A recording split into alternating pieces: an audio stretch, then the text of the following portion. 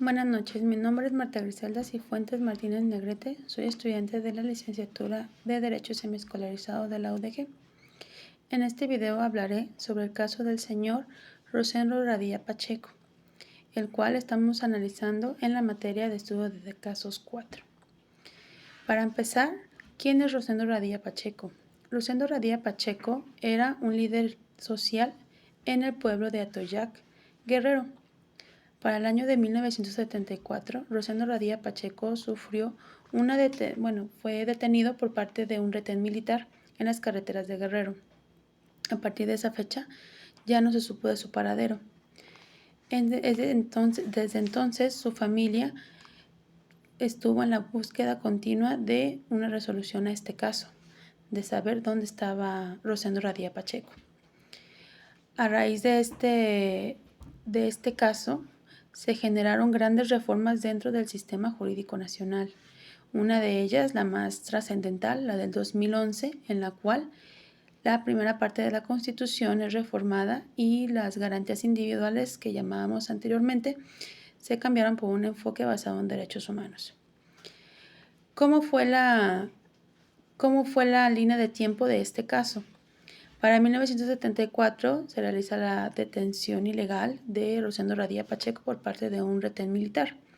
A partir de ahí, en esta época, debemos de mencionar que estábamos en el periodo de la llamada Guerra Sucia, en la cual se llevaban a cabo muchas detenciones masivas, muchas detenciones ilegales, todo esto con el fin de disolver los grupos guerrilleros que estaban en contra del sistema y la política de ese entonces.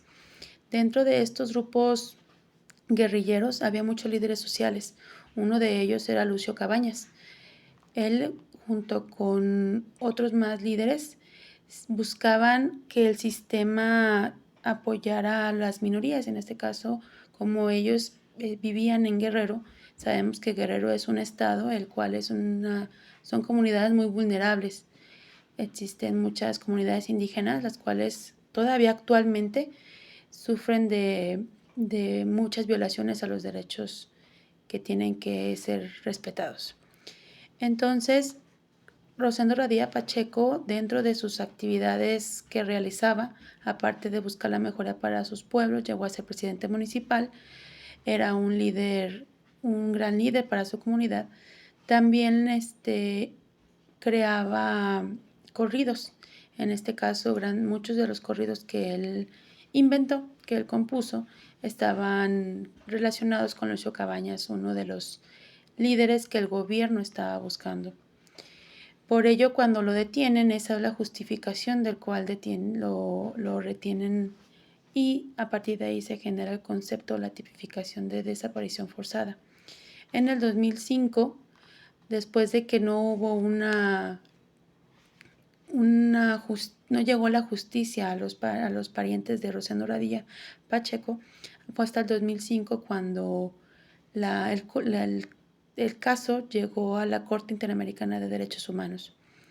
A partir de ahí y hasta el 2009 fue cuando se emitió la sentencia condenatoria, en este caso para el Estado mexicano, la cual en la historia queda marcada como la primera sentencia condenatoria que trajo consigo sanciones a nuestro sistema jurídico.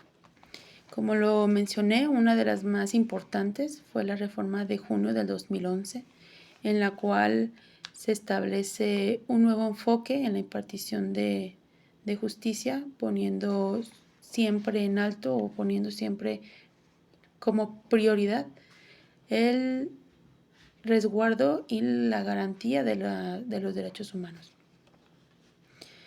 Este es un caso muy importante, pues trastocó el sistema jurídico, pues a partir de esta resolución dio el parteaguas para que otros casos similares donde el sistema jurídico mexicano no daba una solución favorable para las víctimas, la Corte Interamericana de Derechos Humanos podía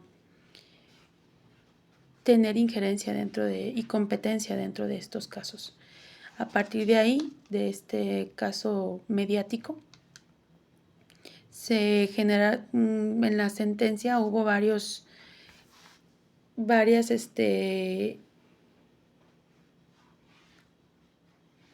fallos, a partir de la sentencia que se generó con un fallo en contra del Estado mexicano, se ordenó la implementación de varias medidas de reparación para el caso. Dentro de esas medidas de reparación se establecieron programas o cursos relativos a que la autoridad conociera los límites de la jurisdicción militar. Hubo grandes reformas dentro de la ley militar también.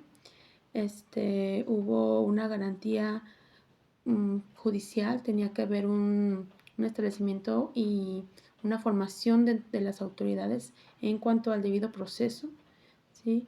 Se estableció un programa de formación sobre el debido juzgamiento, como lo acabo de mencionar, y también se estableció ya la tipificación de desaparición forzada, ¿sí? En la actualidad, si vemos las estadísticas, México está sufriendo una crisis en cuanto a este delito.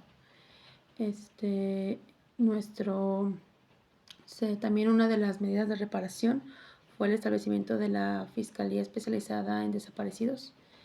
Y en ese entonces, cuando se generó esta sentencia, se estableció la Fiscalía de Desaparecidos, la Fiscalía Especializada de Movimientos Sociales y Políticos del Pueblo, la FEMOPS, que desapareció, inició en el 2001 y desapareció en el 2005.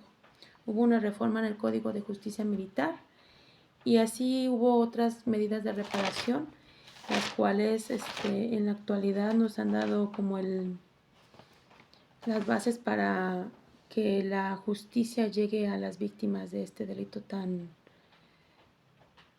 complicado, ¿sí? Cabe resaltar la diferencia que al momento en que se tipifica lo que es la desaparición forzada, se hace una separación en cuanto a lo que es la desaparición forzada y lo que es la desaparición entre particulares. La desaparición forzada es donde el gobierno tiene una participación directa o indirecta. Es muy importante tomar en cuenta que también se estableció la Ley General en materia de desaparecidos. Sabemos siempre que cuando hay una crisis o cuando se genera mucho un delito dentro del sistema jurídico siempre